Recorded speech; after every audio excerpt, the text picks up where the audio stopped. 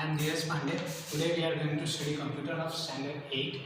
इसके पहले के वीडियो में मैंने आप लोगों को नेटवर्किंग के बारे में बताया है। आज हम लोग इस वीडियो में नेटवर्किंग के एडवांटेजेस और डिसएडवांटेजेस के बारे में पढ़ेंगे। सबसे पहले हम टॉपिक्स देख लेते हैं कि हमें क्या क्या टॉपिक्स के बारे में डिस्कस करना है। एडवांटेजेस, कंप्यूटर नेटवर्किंग के एडवांटेजेस है communication, allow file sharing, resources sharing, flexible to be use, it increase cost efficiency.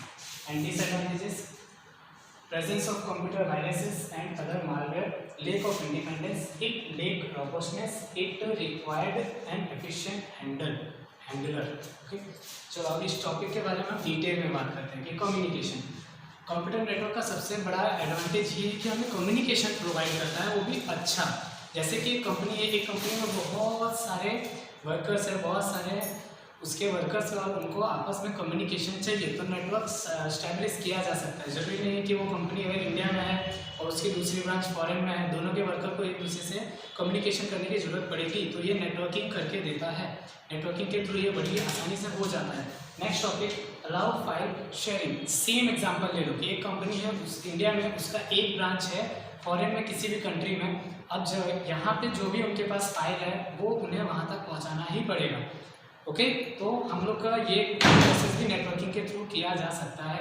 Okay, third topic, resources sharing. Resources sharing means what? अभी सपोज करो मेरे पास कंप्यूटर की टेक्स्ट बुक है, मुझे आप लोगों को वो टेक्स्ट बुक दिखानी है। तो अभी हम लोग ने कुछ दिन पहले जूम पे ऑनलाइन क्लासेस लिए थे, तो उसमें मैंने आप लोगों को दिखाया था टेक्स्ट बुक। वो टेक्स्ट बुक आपके पास नहीं थी, मेरे पास थी, फिर भी मैं आपको वो दिखा सकता था। किसके थ्रू? नेटवर्किंग के थ्रू। ठीक है, तो हम लोग के पास जो भी रिसोर्स है, हम लोग के पास जो भी एक्स्ट्रा है, वो हम अपना रिसोर्स चाहें तो किसी के साथ भी शेयर कर सकते हैं। लाइक बुक ऑथर या फिर विकीपीडिया को एग्जांपल ले लो। विकीपीडिया के पास दुनिया भर का नॉलेज है, और वो अगर किसी के साथ शेयरिंग ही ना कर सके तो वो नॉलेज किसी काम का नहीं है। ठीक है, तो वो विकीपीडिया अगर वो नॉलेज हमारे साथ शेयर करता है तो वो भी नेटवर्किंग के थ्रू।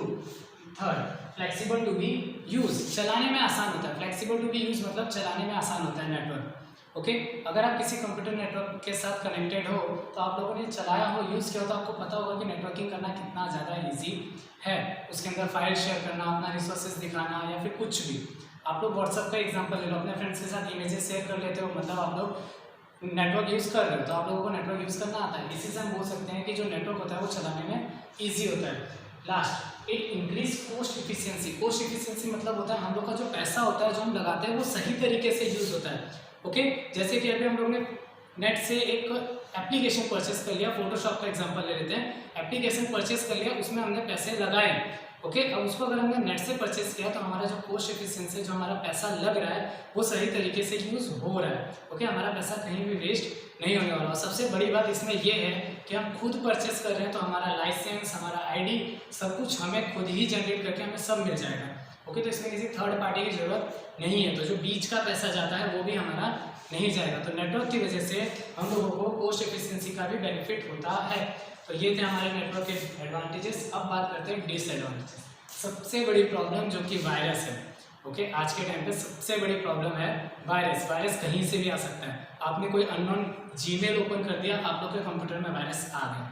ओके, आप लोगों को किसी भी पता, ऐसे वायरस है जो आपको पता भी नहीं चलेगा कि कहाँ से आया, कैसे आया, और आपका सारा डेटा लेके चला जाएगा। ठीक है, ये ईयर खत्म होते होते आप लोगों को इसी स्टैंडर्ड के लास्ट में वायरस और मालवेयर के बारे में पूरा एक चैप्टर मिलेगा।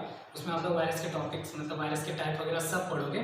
ठीक है, तो इसमें बस इतना जान लो कि जब हमारे कंप्यूटर्स नेटवर्क से कनेक्ट हो जाते हैं तो उनमें वायरस आना बहुत ही आसान हो जाता है। आप लोग इंटरनेट से कनेक्ट हो गए, आप लोग ने गूगल अकाउंट बनाया, ईमेल आईडी ओपन की, ईमेल आईडी फ्रेंड्स को बांट दी, आपके फ्रेंड ने किसी गलत साइट पर आपके ईमेल आईडी का यूज़ किया, वहाँ से एक ईमेल आपको आया, आपने गलती से वो ईमेल ओपन किया, आपके कंप्यूटर में वायरस आ गया। वो वायरस अपना काम करेगा और सारा डेटा लेके वापस अपने मेन ओनर के पास चला जाएगा। इतने एडवांस वायरसेस होते हैं।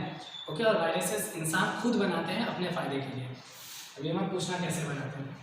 लेक ऑफ इंडिपेंडेंस, हम लोगों को आज़ादी नहीं मिलती, हम लोग जितना कर सकते उतना नहीं कर पाते कभी कभी।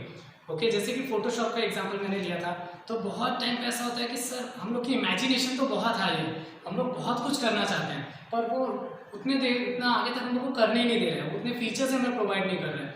अब हमें फोटोशॉप के साथ कॉरल ड्रॉ भी ऐड करना पड़ेगा, आधा इसमें ऐड करो, आधा उसमें एडिट करो, तो बहुत प्रॉब्लम हो जाती है। ठीक है, तो हम लोग को जितनी आज़ादी चाहिए उतनी आज़ादी नहीं मिलती। नेक्स्ट, इट लेक्स रोबस्टनेस, इसमें मजबूती नहीं होती। आप लोग बहुत बार देखे होंगे कि बीच बीच में आपका इंटरनेट कनेक्शन टूट जाता है, ओके। और अगर एक बार कनेक्शन टूटा तो वो गया।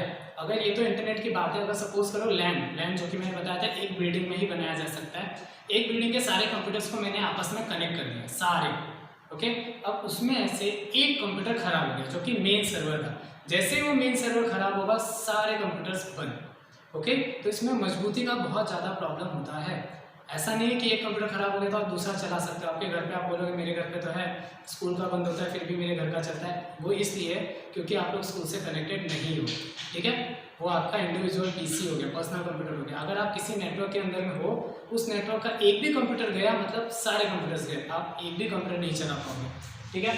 अब हम लोग बात करते हैं it requires N efficient handler. इसको चलाने के लिए बहुत एफिशिएंट हैंडलर चाहिए। ऐसे ही कोई भी जाके नेटवर्किंग में बैठ जाए और सोचे कि मैं चला लूँगा तो वो पॉसिबल नहीं है, ठीक है। इसको चलाने के लिए आपको बहुत सारी नॉलेज होनी चाहिए, कोडिंग आनी चाहिए, कोई नेटवर्क ब्रेक होता है तो उसको कैसे ढूंढते हैं, कैसे फिक्स करते हैं, ये सारी चीज़ों की नॉलेज अगर आपको होगी तो ही आप लोग ये नेटवर्क को हैंडल कर सकते हो।